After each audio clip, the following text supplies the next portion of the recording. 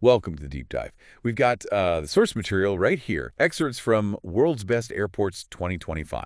This is all based on that big Skytrax Global Travel Survey. That's right. And today we're doing our deep dive into those 2025 Skytrax World's Top 100 Airport rankings. So our mission really is to unpack this list, see who's on top, obviously, but also maybe dig into some surprising details about what travelers actually seem to value, Yeah. according to the survey anyway. And crucially, talk about how you, listening, can actually use this info when you're planning your own trips. Yeah, and it's worth stressing, this isn't just like an opinion piece. The source makes it clear this is built on feedback from actual travelers Right. from over 100 countries, looking at more than 575 airports, and they evaluated the whole experience. The whole thing, like check-in. Yeah, check-in, transfers, shopping, security, right up to the departure gate. It's comprehensive. Okay, so let's get straight to the headline then, because it really sets the scene. Singapore Changi Airport is back on top, #1 for 2025. Yep. Reclaimed the top spot after being second last year. And that's a pretty big deal, isn't it? How many times have they won this now? Well, according to the source, this makes it the 13th time Singapore Changi has hit #1. 13 times. Wow. Yeah, it shows, incredible consistency. Doha Hamad, last year's winner, they slipped to second. Okay, so Changi 1, Doha 2. How does the rest of the top 10 stack up based on the material we have? All right, so after Doha at second, we've got Tokyo Haneda moving up one place to third. Okay. Incheon is fourth, so down just one spot from third. Narita, Tokyo Narita held steady at fifth. Right. Solid performance there. Now here's a big one, isn't it? Hong Kong. Ah, yes. That's probably the most notable shift near the very top.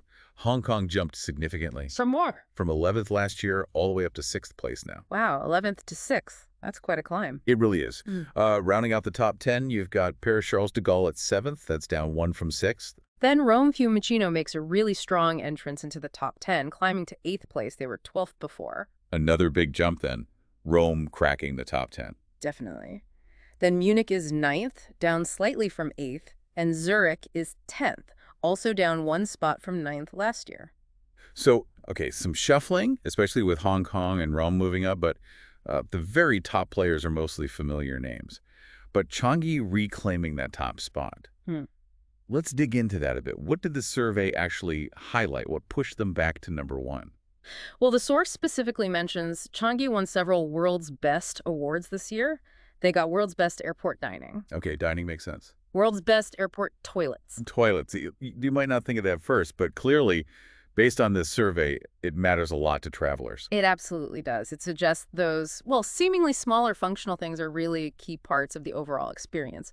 Changi also won Best Airport in Asia. Right. And what about those famous facilities? The source mentioned some specifics, didn't it? Oh, yeah. They highlighted things like the rain vortex, that huge indoor waterfall, Incredible feature. a butterfly garden, a cinema, spa facilities, and an integrated hotel right there. And that hotel itself is, well, quite decorated, isn't it? Exactly.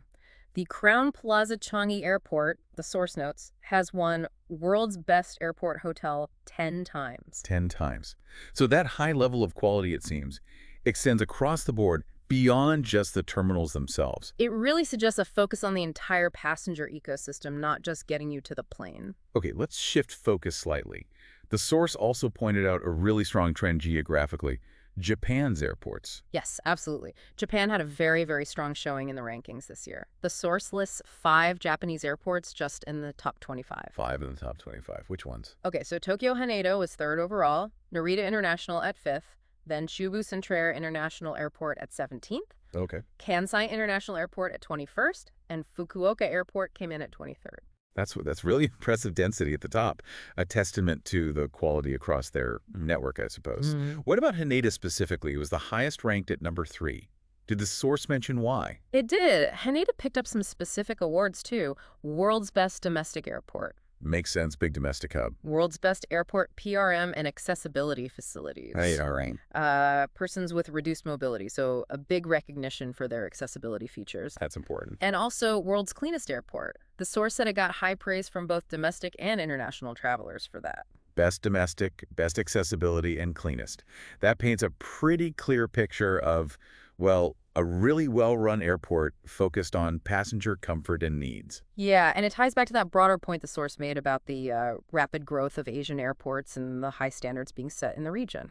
Were there other individual awards mentioned? For airports maybe not in the absolute top 5, but still excelling. Yes, quite a few actually. Doha Hamad, even at #2, also won World's Best Airport Shopping. Ah, shopping. Always a big factor. And Best Airport in the Middle East, naturally. Incheon at 4th was recognized for its people. They won World's Best Airport Staff. Service quality, okay. And Hong Kong, with that big jump to 6th, they specifically won World's Best Airport Immigration. Oh, that's a crucial one. A smooth immigration process can make a huge difference to your travel experience. Definitely. Then looking at Europe, Paris Charles de Gaulle, #7 overall, was also named Europe's best airport for the 3rd year running. Consistency there. Right. And within Europe, Rome Fiumicino, that #8 globally, was also best airport in Southern Europe. Okay. Munich at 9 took best airport in Central Europe. Right. And Zurich at 10 was named best airport in Northern Europe. So you see these top global airports often shining in specific areas, plus strong regional winners. Yeah. Okay, let's bring this back home for people listening. How can you actually use these rankings? What's the practical takeaway? Well, the source material really suggests these rankings can be a genuinely useful tool, especially if you have some choice in which airport you fly into or out of. Yeah, maybe for a big city with multiple airports, or if you're connecting somewhere. Exactly. And particularly valuable, as you mentioned, if you know you're going to have a long layover. Right, or just generally spending more time than absolutely necessary in the airport itself. Yeah, These places aren't just transit points anymore for many people. that's the key point. The source indicates these high-ranking airports generally score well across the board on those critical things. Efficiency, staff friendliness, the quality of the shops and restaurants, cleanliness, overall comfort. All those things the survey measures. Precisely. So when you're planning, looking at these Skytrax rankings alongside your other priorities like cost and schedule, of course, Sure, always factors. it can help you pick an airport that's likely to give you a smoother, less stressful, maybe even, a more pleasant experience. It's about factoring in the time at the airport as part of the journey itself, not just the flight. It gives you insight based on what thousands of other travelers actually experienced. Okay, so let's sum this up then. The big picture. Singapore Changi is back on top, showing amazing consistency. Asian airports, particularly Japanese ones, are demonstrating really high quality across the board. And the survey itself, it really highlights that a world-class airport experience, according to travelers, comes from, well, getting the whole package right. Yeah, from the big shiny features down to the essential details, dining, staff, efficiency, and yes, even the toilets. So, thinking about that level of detail, travelers are clearly judging staff performance, immigration speed, cleanliness, food, accessibility. What does this really tell us about what defines a truly great airport experience now? It's obviously far more than just getting you on and off a plane, isn't it? Absolutely. And maybe something for you to think about is, how do you prioritize those different factors? Is it the speed through security, the dining options, the cleanliness? How might you weigh those differently when you're planning your next trip?